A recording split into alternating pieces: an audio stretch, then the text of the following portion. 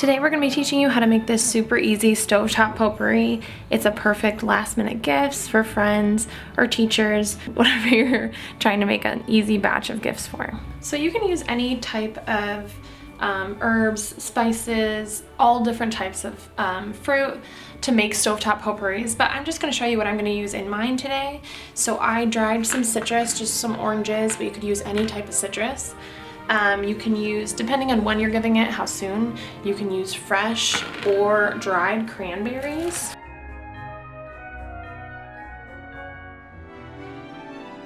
Then I'm going to use some cinnamon sticks and some cloves, and then some fresh or dried herbs, depending on when you're giving it.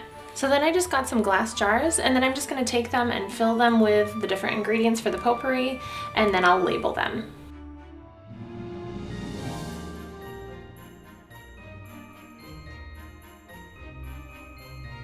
Then once your jars are finished, I'm going to share these printable potpourri labels on the blog if you want to download them, print them out, and then I'm just going to fold the top part over the top, hot glue it in place, and then it's ready to gift.